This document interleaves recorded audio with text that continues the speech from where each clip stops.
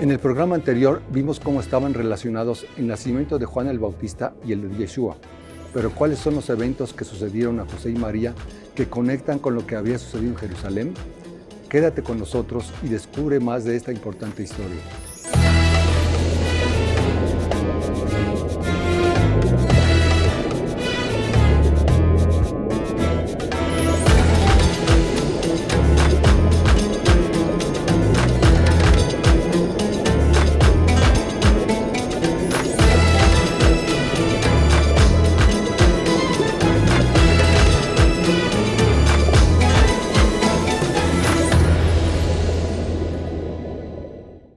Liliana, estamos listos para continuar con este importante acontecimiento. ¿Cómo estás? Muy contenta de estar otra vez con ustedes. Un saludo para todos. Bien. Liliana, en Lucas 1, 26 y 27 dice, al sexto mes el ángel Gabriel fue enviado por Dios a una ciudad de Galilea, llamada Nazaret, a una virgen desposada con un varón que se llamaba José, de la casa de David, y el nombre de la virgen era María. ¿En qué momento de su vida se encontraban José y María cuando el ángel hizo el anuncio?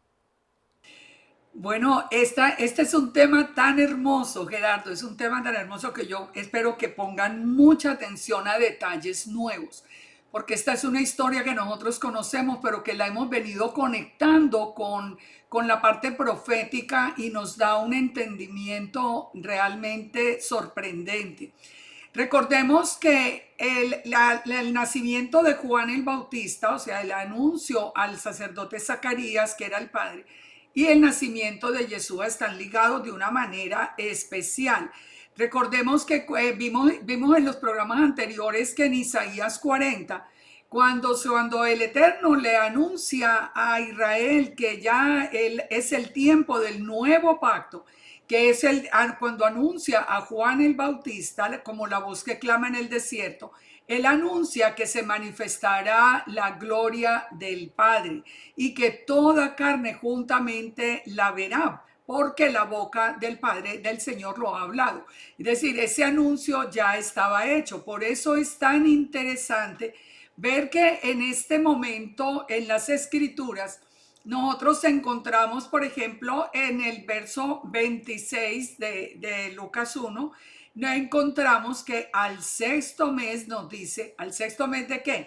De haber concebido Elizabeth, la esposa de Zacarías. Es decir, la esposa de Zacarías ya está en su sexto mes de embarazo. Así que estos dos eventos son unidos profundamente porque el nacimiento de Juan el Bautista anuncia la llegada de la gloria del Eterno. Esto, ¿por qué es importante relacionarlo? Porque nos va a explicar la respuesta inmediata de Miriam o de María, la respuesta inmediata que ella le da al ángel y la alegría que siente de saber que fue escogida como la madre del Salvador que venía, la madre de Dios, porque ya lo vamos a ver aquí en la escritura. Entonces, cuando nosotros iniciamos la lectura, vemos que nos advierte que por eso hace la relación que al sexto mes de haber concebido Elizabeth, el ángel Gabriel fue enviado por Dios a una ciudad de Galilea llamada Nazaret. Voy a leer el texto de nuevo para hacer énfasis en algunas palabras que ya vamos a explicar. Una es muy importante, Nazaret, a una virgen desposada con un varón que se llamaba José de la casa de David, y el nombre de la virgen era María. Entonces el ángel le dijo: María, no temas, porque has hallado gracia delante de Dios. Ahora concebirás en tu vientre y darás a luz un hijo y llamarás su nombre Yeshua. Recuerden que Yeshua significa salvación. Es muy importante haberlo aprendido en hebreo porque la palabra Yeshua significa salvación. Este será grande y será hijo del Altísimo, y el Señor Dios le dará el trono de David su padre, y reinará sobre la casa de Jacob para siempre, y su reino no tendrá fin. Si nosotros analizamos esto bajo el contexto de en qué momento estaban José y Miriam, nosotros vamos a entender cosas muy interesantes. La primera es que nos dice que que ellos estaban en Nazaret, ellos están viviendo en Nazaret. ¿Por qué es importante esto? Porque la misma profecía nos relaciona el nacimiento de ese vástago de la casa de David con Netzer, que es la palabra vástago. En hebreo es la palabra Netzer, que nos lleva directamente a la palabra Netzaritas, que era la manera como se conocían los antiguos creyentes en Yeshua. Es decir, todo en la palabra tiene un significado muy, muy importante. Entonces, que estuvieran en Nazaret era muy importante porque ahí nos relaciona, como les digo, directamente con Isaías 11:1, que la vamos a ver ahora un poquito más adelante.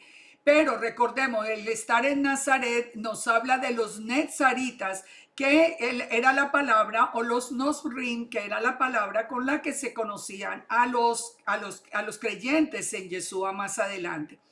El segundo punto muy importante de cómo, en qué momento se encontraban José y María, es que ellos estaban comprometidos. En la palabra nos dice que estaba desposada. Y de pronto nosotros en español entendemos como si desposada fuera casada. Pero tenemos que entender que en la boda hebrea hay dos pasos, que también los hay pues en la boda cristiana.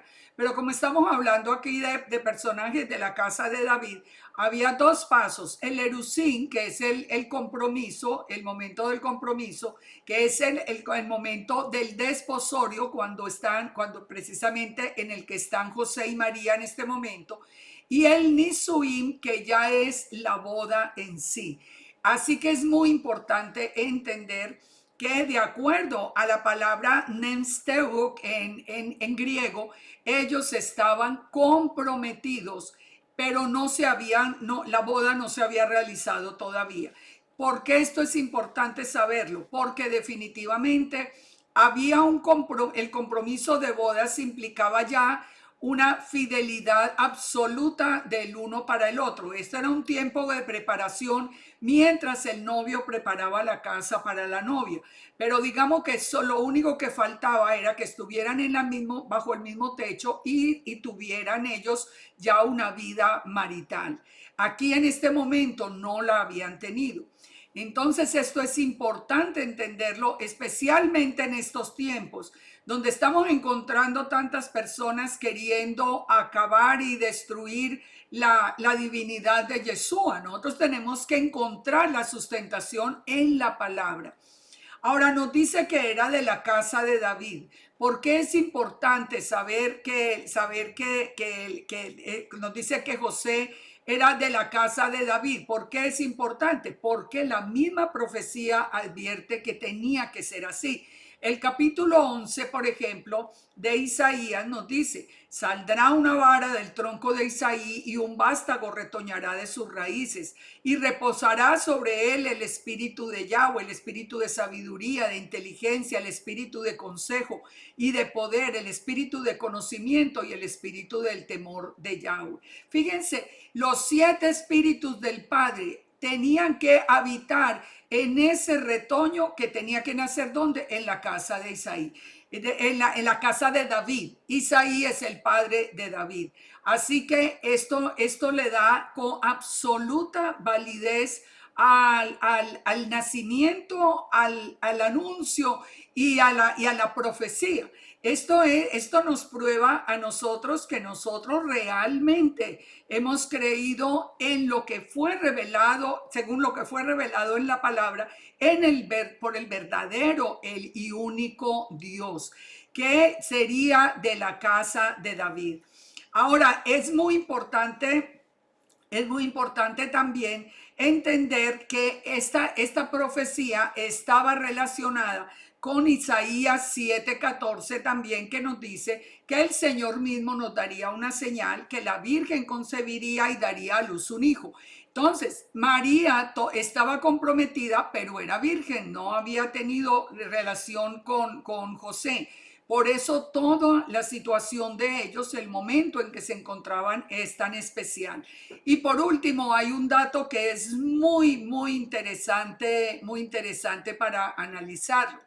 Yo no sé cuántas personas han escuchado hablar de la fiesta de Hanukkah o Hanukkah.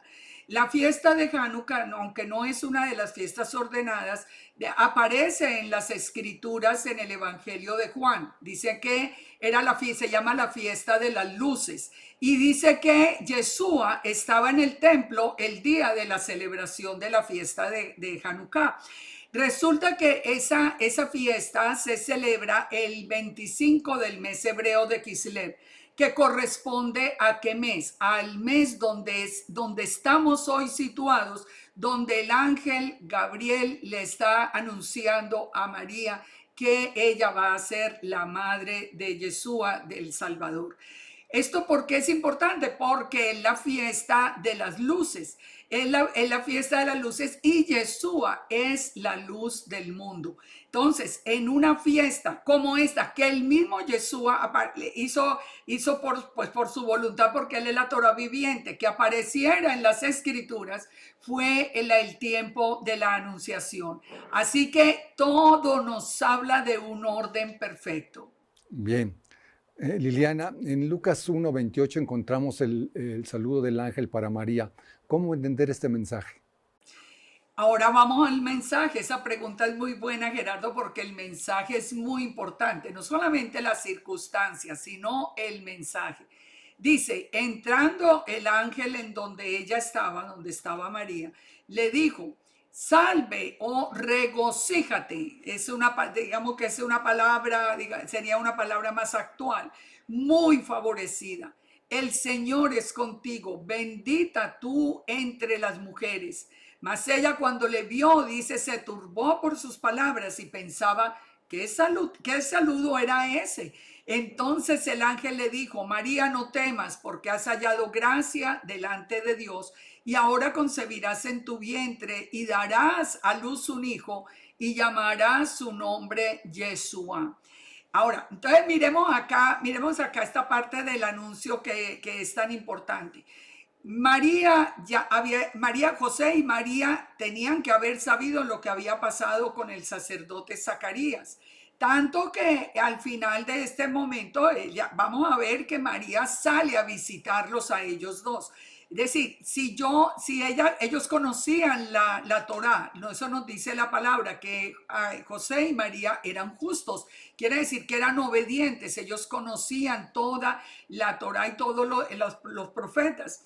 Si había sido anunciado al sacerdote Zacarías que ya la gloria del Señor se manifestaría y que todo ojo lo vería, escuchar esas palabras de parte del ángel, pues de verdad que ella la hacían una mujer privilegiada, porque es que ese cumplimiento se daba una vez y en la vida, no, nadie más puede tener ese privilegio que tuvo María. Y lo tuvo ¿por qué? Precisamente porque eran obedientes en todo, eran justos, eran irreprensibles, obedientes en todo al Eterno.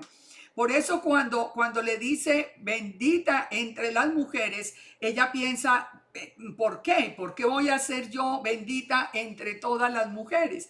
Ya cuando él le dice que concebirás en tu vientre y darás a luz un hijo y llamarás su nombre Yeshua, ella ya va captando porque además el ángel le sigue diciendo, este será grande, será llamado Hijo del Altísimo y el Señor Dios le dará el trono de David su padre.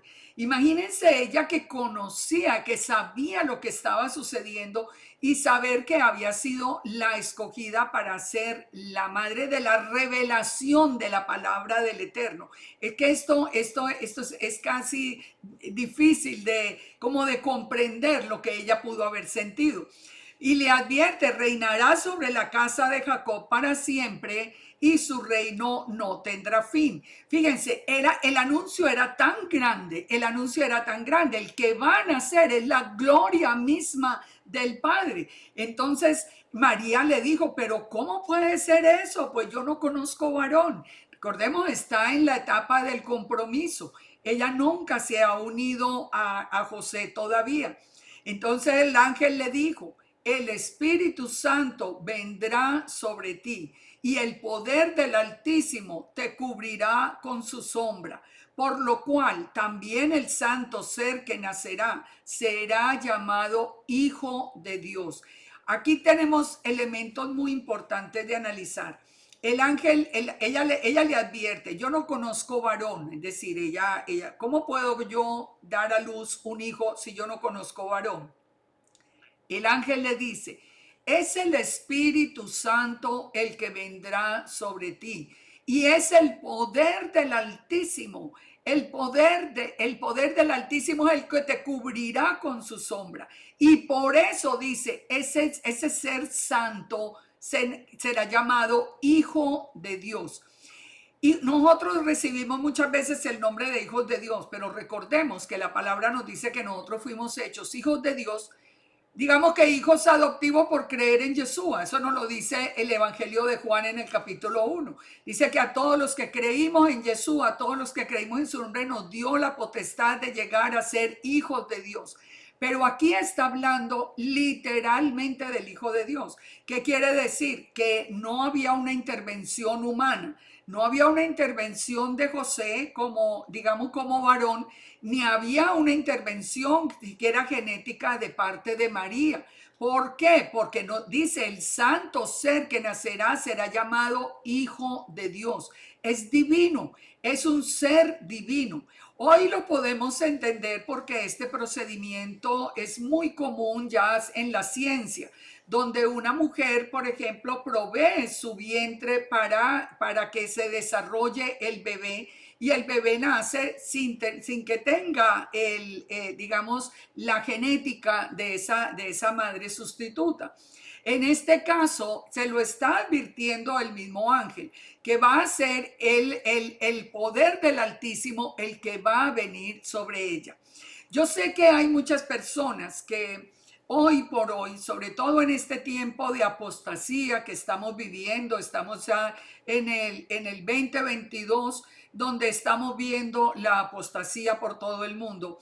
Hay muchas personas que hasta ignoran, se burlan, hasta ridiculizan que nosotros creamos que el Espíritu Santo vino sobre una mujer y que ella da a luz ese hijo que es el Hijo de Dios, que es la palabra misma del Eterno. Pero las palabras que están a continuación son las que a nosotros nos dan la garantía de tener una fe absolutamente cierta. Fíjense lo que dice. El mismo ángel le sigue diciendo, he aquí que tu parienta Elizabeth, ella ha concebido un hijo en su vejez. Él le da el dato muy importante. Recuerden, todos supieron lo de Zacarías porque eso lo vio todo el pueblo. Pero aquí ya el ángel le está diciendo, tu parienta Elizabeth está en el sexto mes. Y recordemos que Elizabeth era una mujer ya mayor que no tenía ninguna posibilidad de concebir. Así que le está diciendo, no se preocupe, que es el poder del Altísimo. Y es más, le explica, le dice, la que llamaban estéril. O sea, parecía que era conocida por haber sido estéril toda su vida. Y termina el ángel diciéndole, porque nada hay imposible para Dios. Ahí es donde nosotros tenemos que poner nuestro corazón. Cuando el ángel le dijo, es el Espíritu Santo el que viene, el que se va a posar el que se va a posar sobre ti, es el poder del Altísimo. El mismo ángel le está recordando que para el Eterno no hay nada imposible. Muchos que cuestionan simplemente ya no tienen la capacidad de dimensionar un área espiritual, no tienen un encuentro con ese Dios creador todopoderoso, verdadero, vivo, que cumple su palabra porque Él lo había anunciado. Todo ojo verá la gloria de Yahweh, y aquí estaba preparando ya todo el escenario, digamos. Todo estaba listo. Entonces le responde María, he aquí la sierva del Señor, hágase conmigo conforme a tu palabra. Y el ángel se fue de su presencia. Estas palabras de María no eran unas palabras fáciles de pronunciar. No eran palabras que salieran así, ve qué dicha, porque ella se iba a enfrentar a una situación que cómo la podía explicar en el medio donde ella estaba viviendo. Por eso es tan importante relacionar siempre, vuelvan a leer Isaías 40 relacionado con este principio, tanto de los evangelios de Lucas como de Mateo.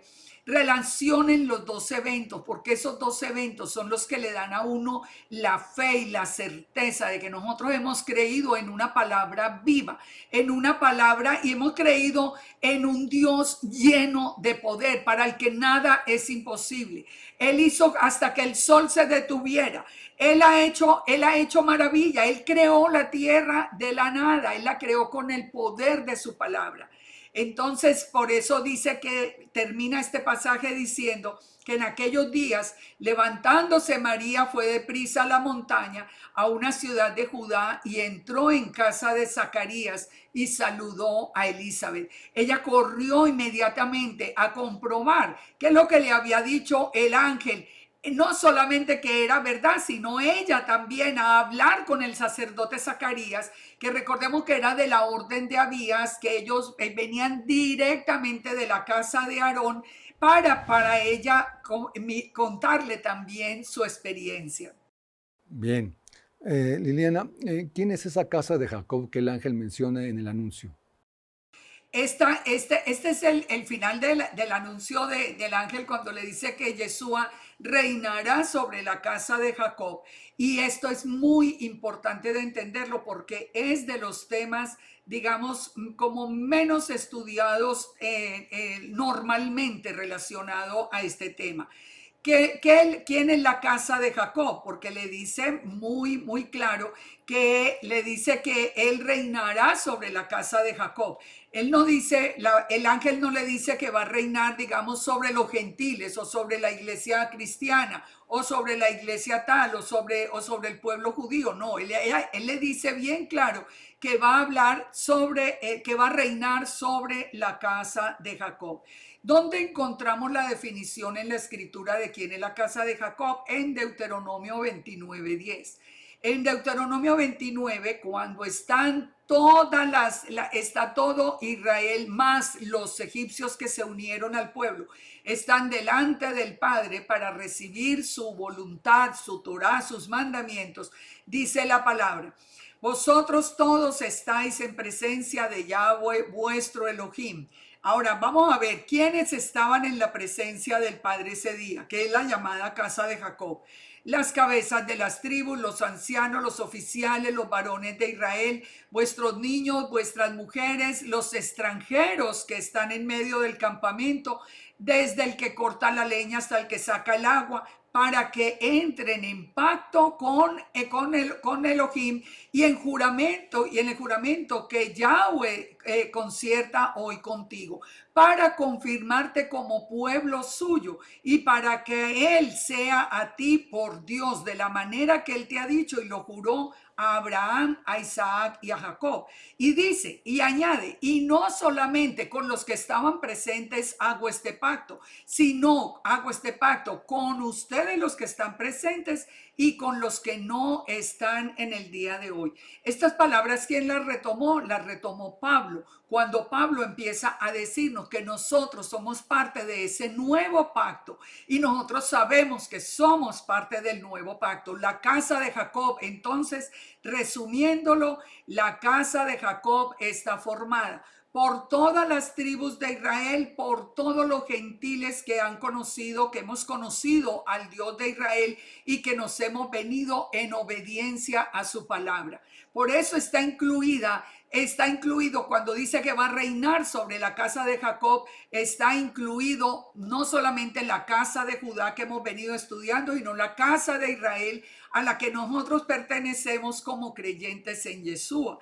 Nunca nos olvidemos que Yeshua mismo dijo, yo solamente vine a buscar a las ovejas perdidas de la casa de Israel. Las ovejas oyen mi voz y me siguen. Si tú oíste la voz de Yeshua, de Jesús, y lo seguiste, eres una de esas ovejas que él vino a buscar. Por lo tanto, estamos en el camino correcto.